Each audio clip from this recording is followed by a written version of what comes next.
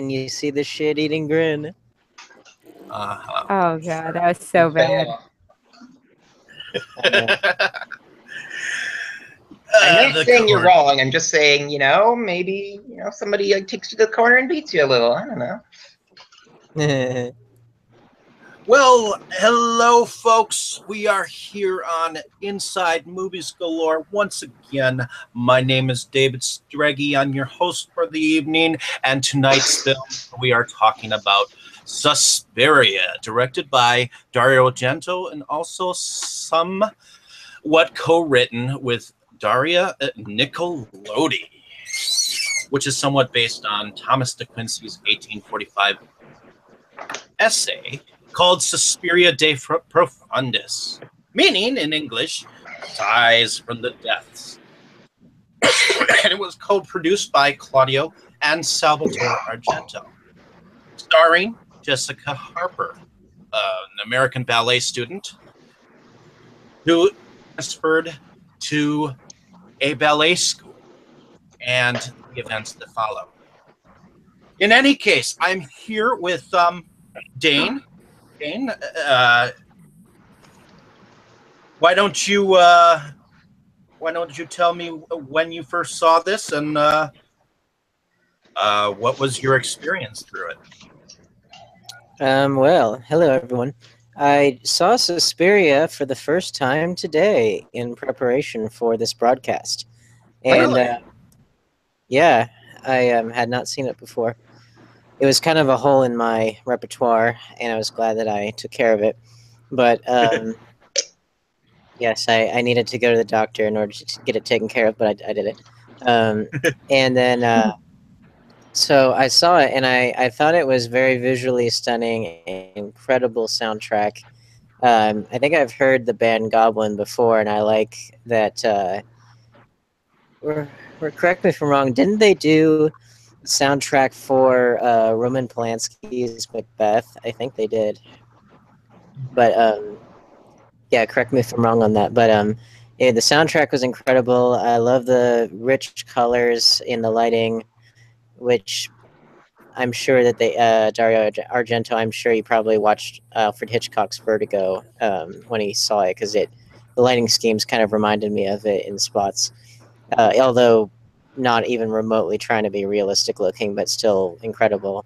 And experience, I would say, at least for me, I felt like it was a bit more style over substance, because the actual story is kind of like convention. I mean, it's a blend of things, and I guess that's where the giallo part of the designation for genre comes in. But in terms of style, I can see why it's so influential.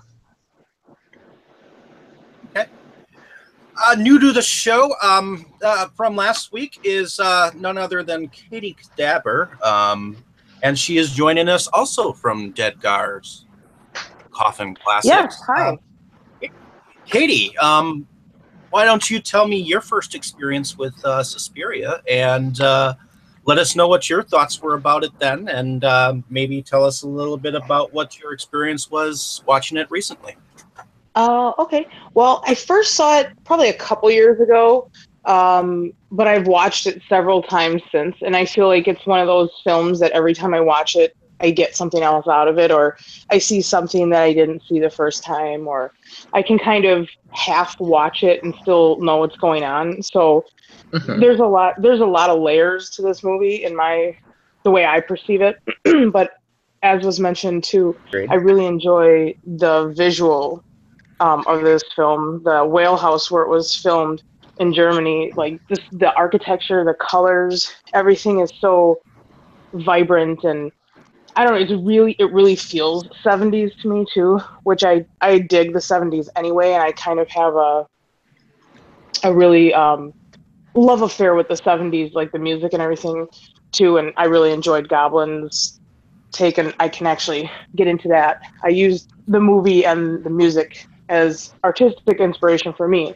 But as far as the film itself, I really feel like watching it recently, I did watch in preparation for this too a couple days ago, just to make sure I was paying attention, and yeah, every time I watch it, it entertains a little bit more in a different way, and I feel like it's a film that really has legs. You know, it's from 1977, but I watch it right now, and I'm just as entertained as I think I would have been in the late 70s watching it. So definitely a film with legs that I feel like really is relevant now. As I said, it did inspire me.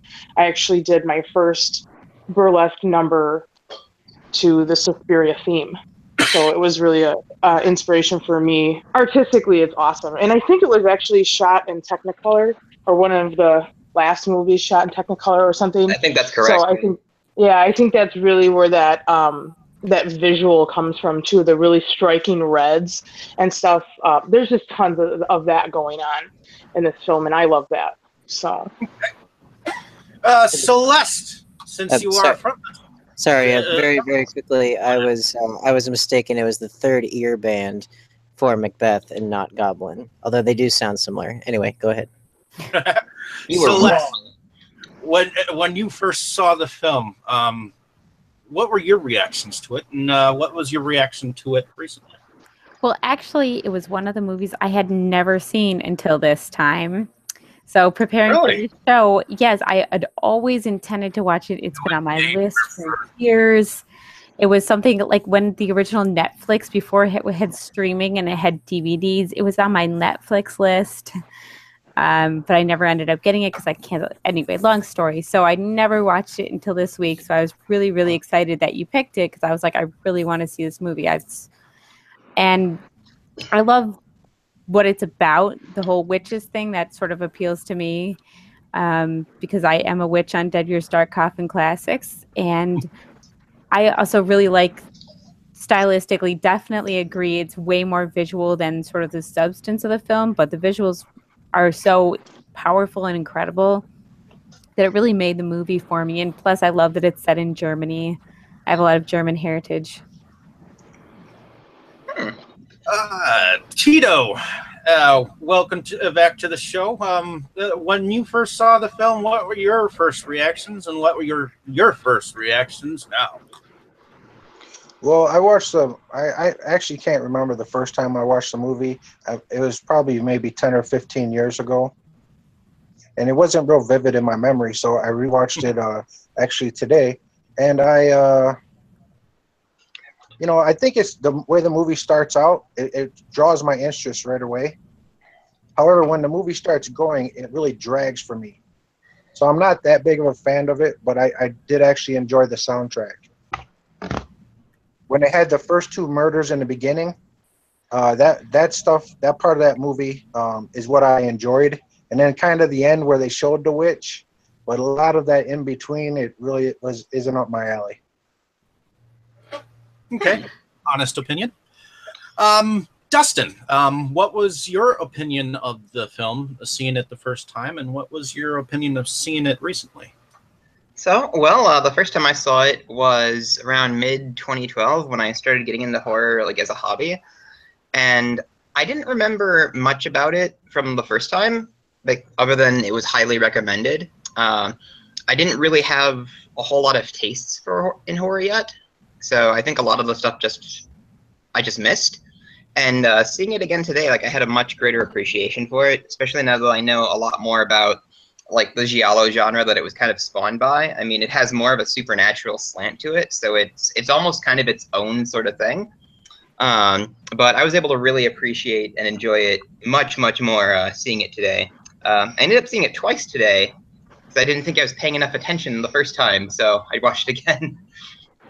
And I agree with most of the stuff that everyone else has said. Like, the soundtrack is very unique and fits a lot of the scenes really well. Like, I kind of noticed that a lot of times when the music was cued on, it was almost like someone was chanting and casting a spell because it usually coincided with one of those scenes. And I thought that was a pretty cool observation.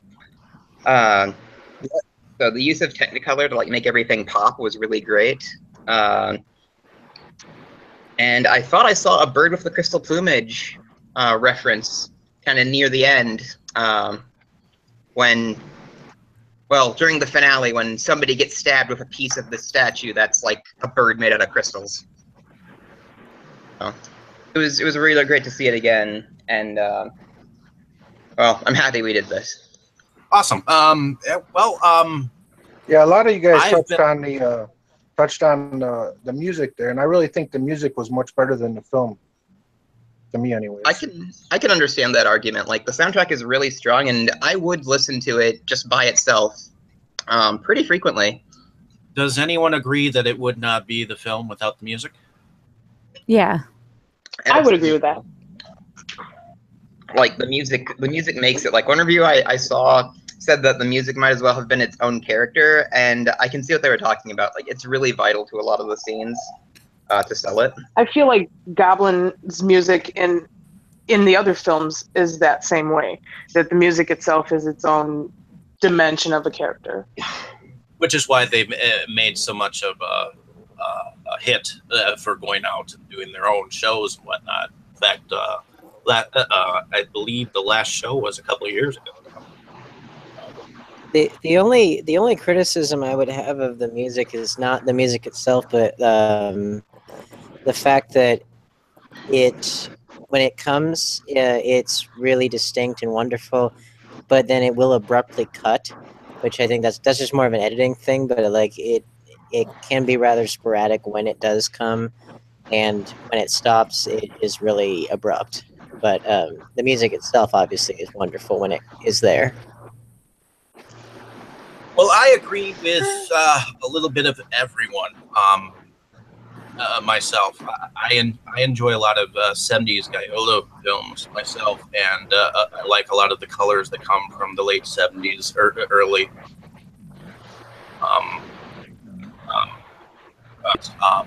And I believe that headmistress of the Escherstrasse, she played in Dark Shadows, one of my favorite shows, and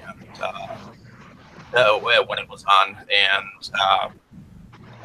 we seen this film after seeing many reruns of Dark Shadows, seeing her replay a role in almost the same fashion, even though she looked a little older, was definitely unique to me, because I hadn't really seen that many performances from Joan herself up until Suspiria after the show. So I thought that was unique. I think the colors were magnificent. I think that the reds were used specifically to enunciate some of the shadows that went with the film. So I do believe that a lot of the film is more of an artistic value, and I enjoyed that aspect of the film myself. I also noticed a few bird with the crystal plumage things, like the arm that came out and grabbed the girl in the beginning. If you noticed that they actually had feathers on them. I thought it was like fur. I had a bunch of notes about that. Is it like a summoned entity or something? I think was what I wrote down. Well, but even the peacock in the scene with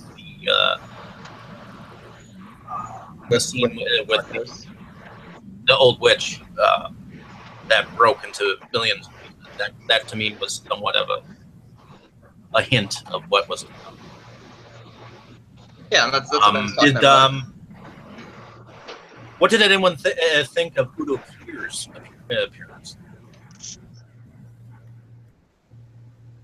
Katie, what did you think of Udo Kier's small role? He was the doctor, right? Correct. He was the okay. doctor.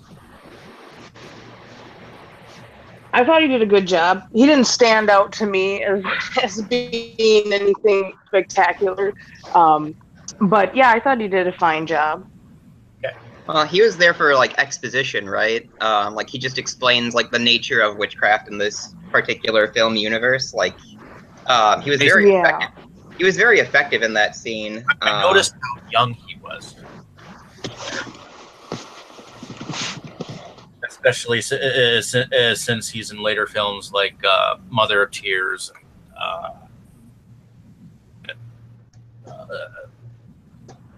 House on Straw Hill. I noticed how young he was. So that was one thing that I saw that I noticed. Because here he was in Blade too. Wow. Yeah, I'm not familiar with him as an actor, honestly. I'll have to do my Udo Kier research. Well, Says he was certainly Mr. Toad in the stands Batman out to me. cartoon. Or he was in an anthology, one of the more recent anthologies called the Theater Bazaar, and he played an interesting character there. He was he's in Lords of definitely Salem too. and we can definitely talk about films that he's actually in the future. But what do you guys think was the theme of the film? It's a little hard to pin down. I'm not really sure what the theme was. Like, the whole thing has kind of like a dreamlike / almost like fairy tale storybook kind of thing going, like especially like towards the end. So I'm not sure if there was necessarily a theme other than just like cool visuals. Like, it's almost like the narrative didn't necessarily matter as much as what they were putting on the screen. Dane Right. implied something like that earlier. What are your thoughts on the theme or the behind the film? Who are you addressing? You. Okay.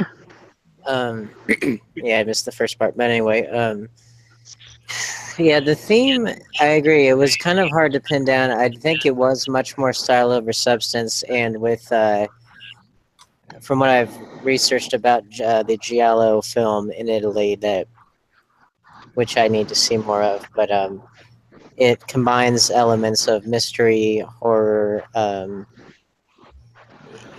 things of that nature into or a thriller into this overall cohesive and Italian model. And I think within that style, it definitely grabs your attention. I just, for myself, I do think that in many ways, the witchcraft stuff is sort of tacked on to give it some kind of thing to give the plot some kind of a structure, but it could have really been anything. I don't think that the plot necessarily is dependent on it. The only real clue that I thought of was in the doctor that came into the school when he gave her whatever it was that he was giving her to make her complicit. That was reminded me a lot of Rosemary's Baby, where the doctor comes in and makes things worse instead of better. So it kind of reminded me of that. But yeah, in terms of themes, I do think it was more about an experience rather than a singular theme, even though movies like 2001: A Space Odyssey prove that you can have a story about many themes and still have it be an experience. At least that was my take on it in my, first viewing, kind of limited. I think it probably has a lot more underneath the surface. Yeah, I think it would have to, because I mean, basically, I think the script was poor and the plot line was thin. If this movie had, used a sense of irony, it would still be bad, but maybe it could have been funny. It just didn't work for me. I feel like I can speak to a little bit of that underlying theme, at least the way that I perceive the film, is that I see a taking back of control.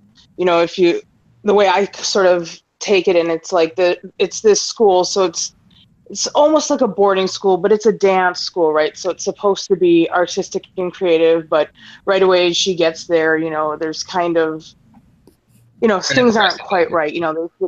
There's people kind of treating her weird. So I think, that there's that lack of control right away. And then as she gets further into the film, as Susie gets, into kind of what's going on, some of this weird stuff that's happening, and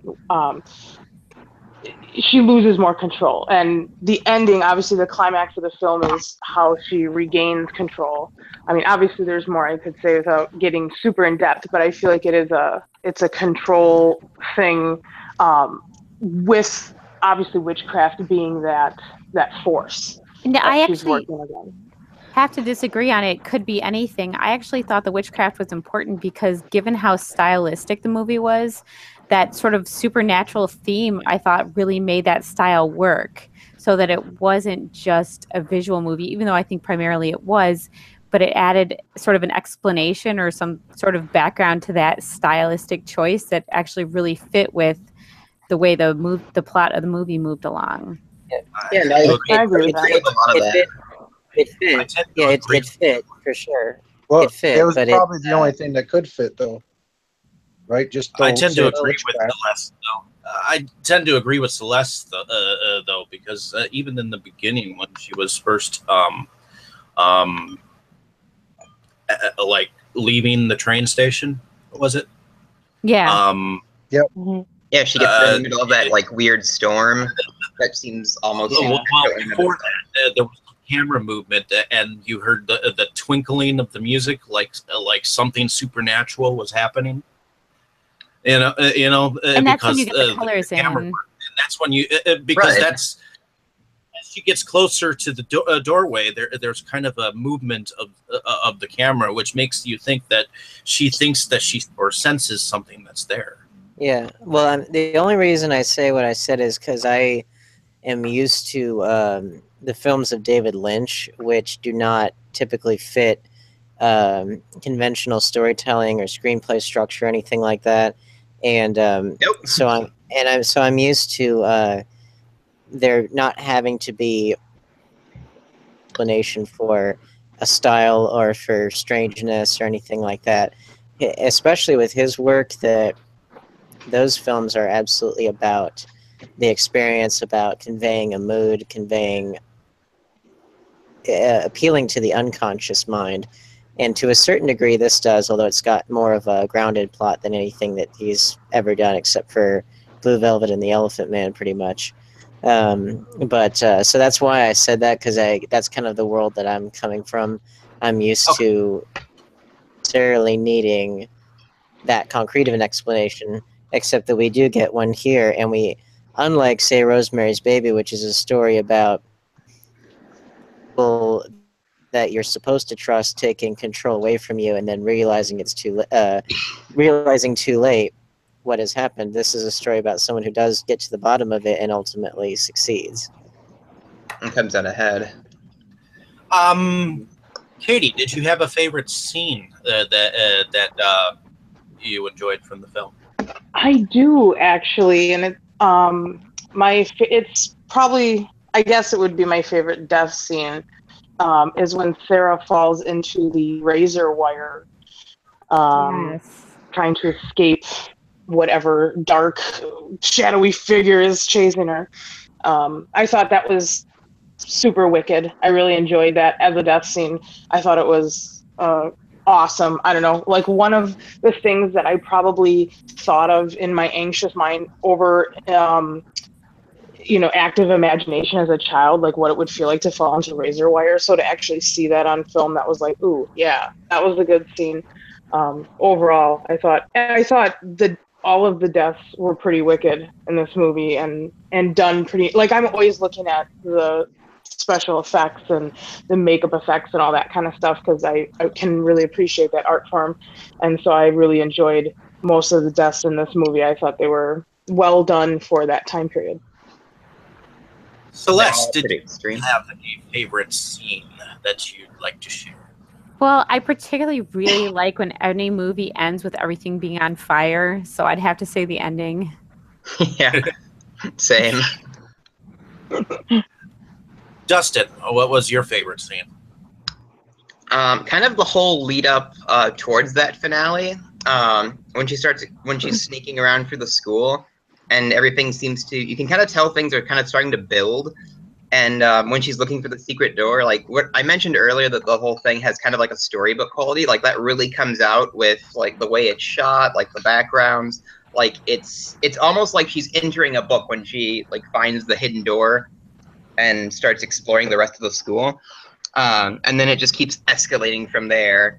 And then like when we've had the climax and she's killed the witch and she's running out of the building, like just everything she gets near like explodes and the building continues to burn as the music plays and the credits roll. And I thought that was really cool the first time I saw it. And I still really enjoyed that. Okay. I did have kind of another point I sort of wanted to bring up earlier when we were talking about kind of like the running themes. So giallo means like yellow or something, because old like mystery stories would have like yellow covers, and so it was a mystery story with supernatural elements, instead of just like there's a killer and that's the mystery, who is the killer. It was expanding on that a little bit. But shutting up now. Who's next? Tito, what was your favorite scene if you had to pick one? Well, for me, the film never quite materialized into something great after the opening that impressed me a lot.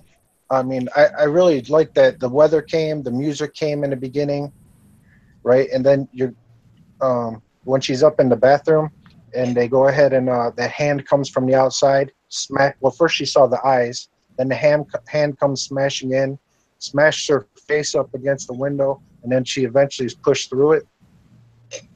To me, that is just the best, right? And then the film was pretty much a letdown the rest of the way for me. So I know I'm the minority here, but that's kind of just how it felt for me. It had very intense bursts, I'll give you that. Dane, if you could pick a favorite scene, what?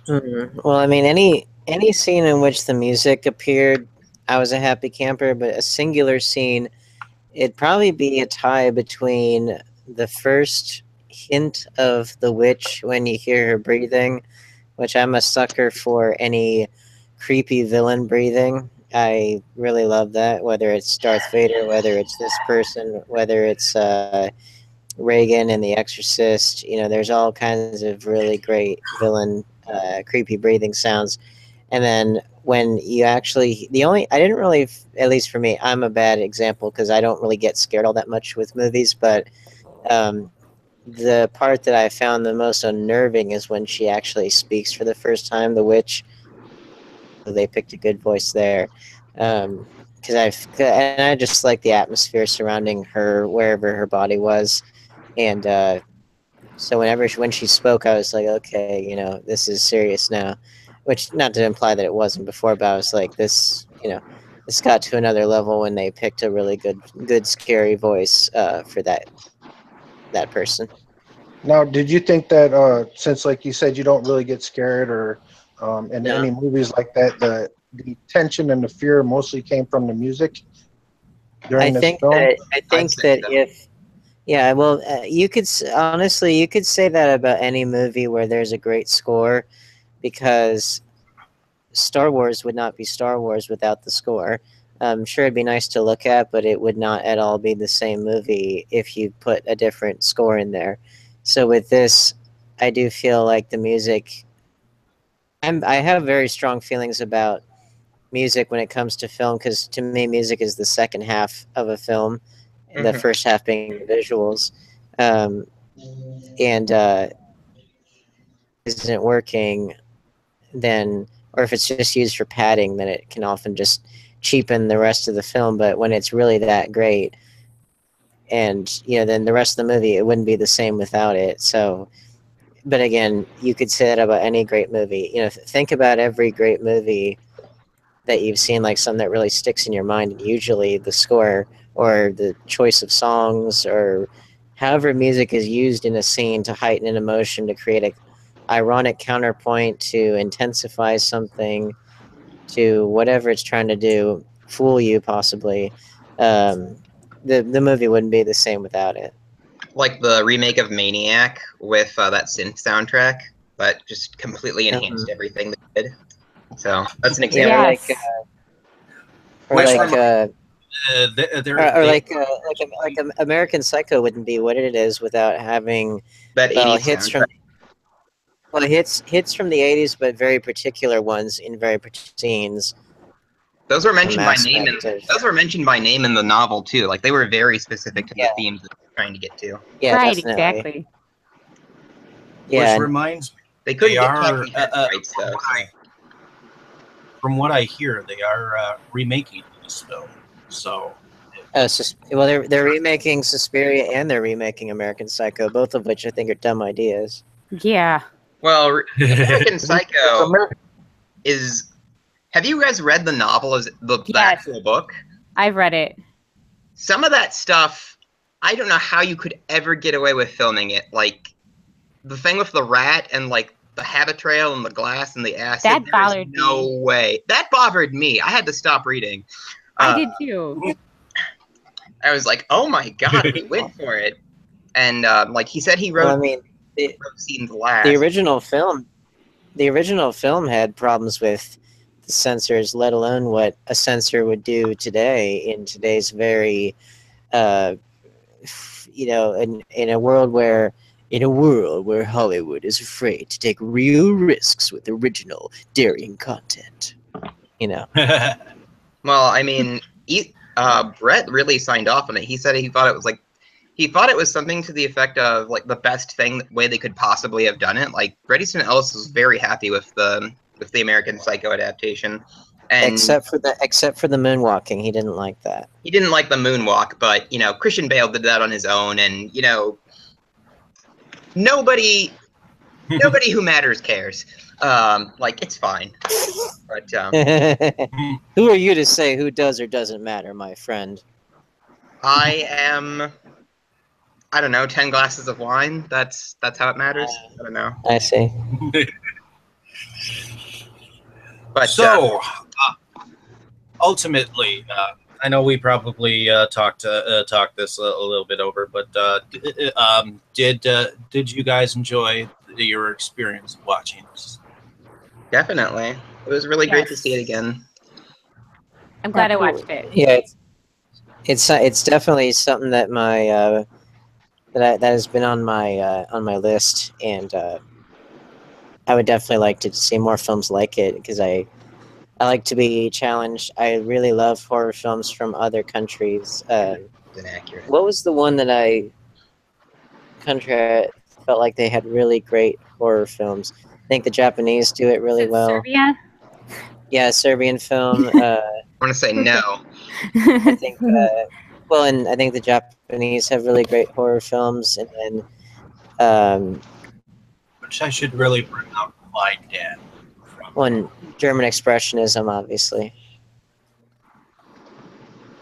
Eventually, Kwaidan is interesting mythology that is really unique and artfully done, I think. Well, Visitor Q from Japan really cracks me up. That definitely would put me in the mind of doing some Japanese films later. But any case, wrapping this up. I haven't seen many Japanese things. Well, when you're I have one. on that Visitor Q, they're having sex with the corpse and rigor mortis sets in. For some reason, I'm really not surprised.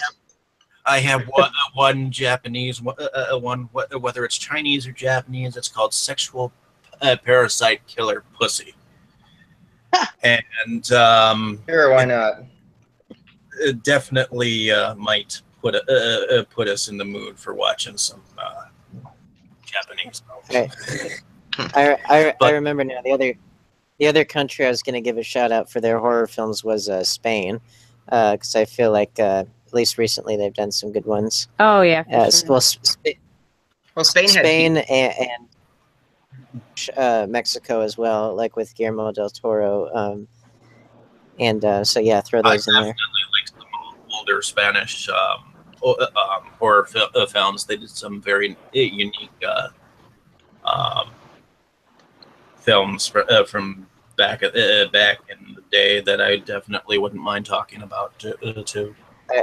I watched I watched Mama and Intruders relatively recently, and both of those were Spanish, and I thought they were good for modern Spanish horror. Well, there. Go ahead. Yeah. Go ahead, Dustin. I had kind of just like a random thought. So because Celeste plays a witch, I was just kind of curious, like what she thought about like their interpretation of like what of the rules for like witchcraft that they kind of talked about. We kind of talked about briefly when she was talking to that professor, that occult professor. Like, what did you guys think about that? Assuming you kind of know more about like witchcraft kind of stuff. They weren't like typical movie witch rules, were they?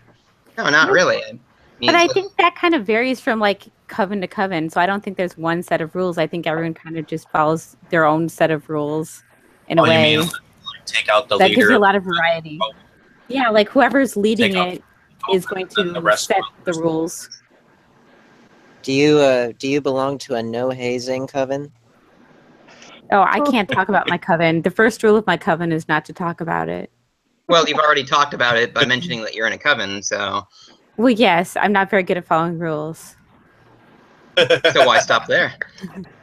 That's a good point. Is not going to be happy about that. Well, maybe that can be a story for another time. Let's wrap this up here with telling us a little bit about yourselves. Katie, since you were new here, why don't you tell me the show and our audience a little bit about yourself, where you're from, what you do.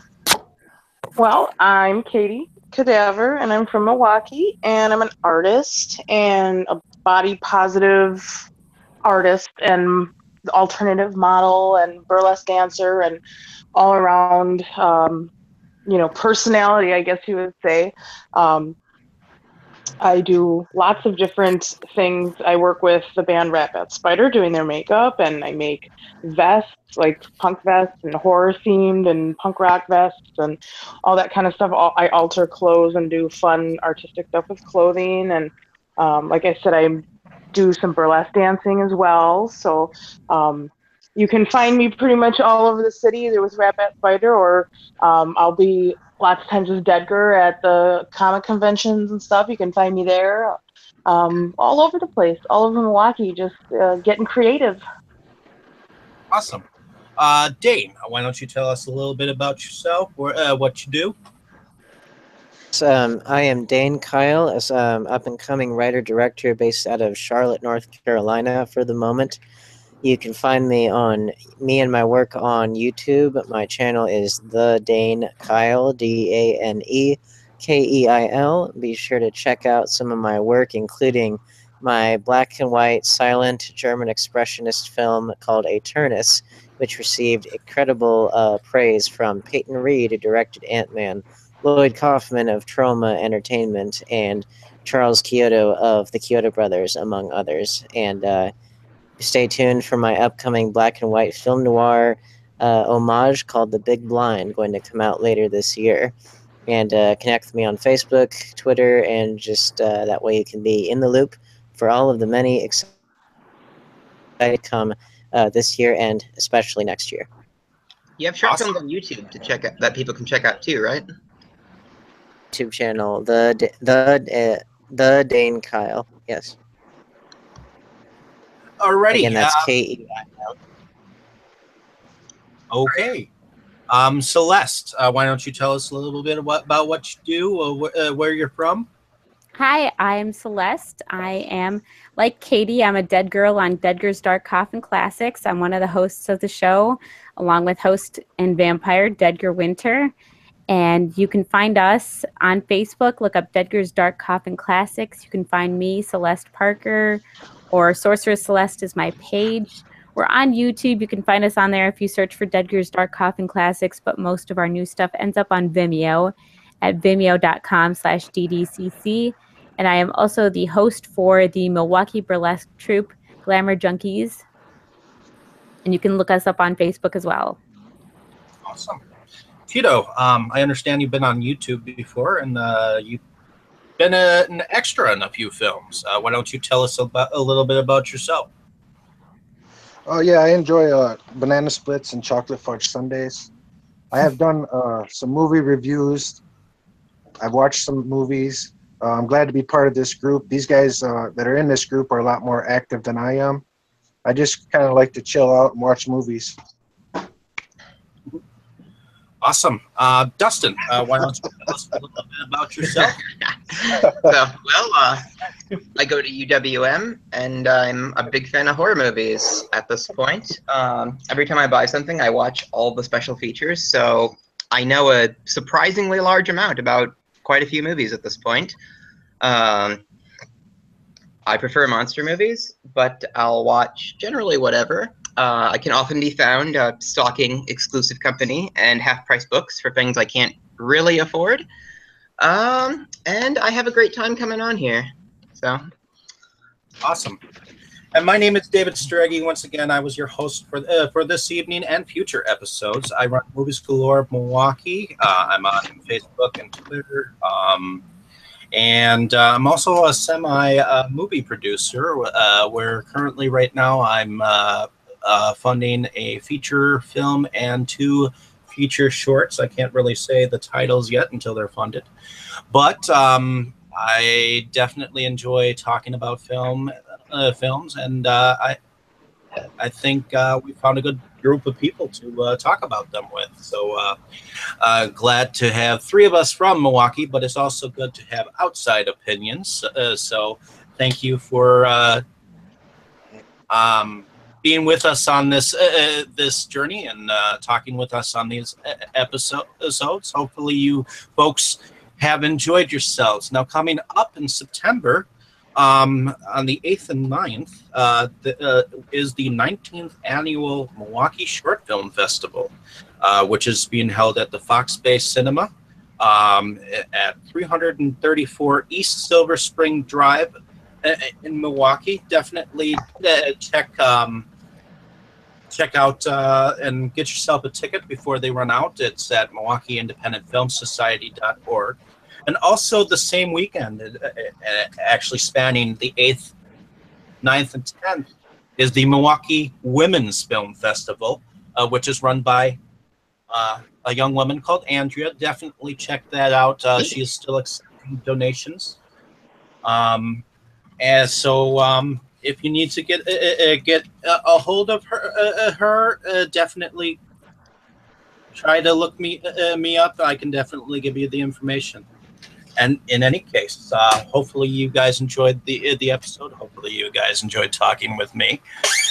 And we'll definitely look forward to a future episode. Next week, we are talking about the German film called Masks. So stay tuned, folks. We definitely have an interview with a director coming up. Ooh. Now, see, we were talking tuned. about on that Masks. We were talking about the way this movie would compare because it's kind of artsy with the dance school. That one was kind of like an acting school, and I really got into that Mask one. So I don't know if you guys. I thought that was an interesting cover, the dance school. I wish we could have touched on a few more of these topics. Well, in any case, stay tuned, folks. We have much more planned for you, and I'm your host for the. Don't forget to subscribe. Do it. You know you want to. Subscribe. Do it. End up vote. If anything, Sam, you to do it.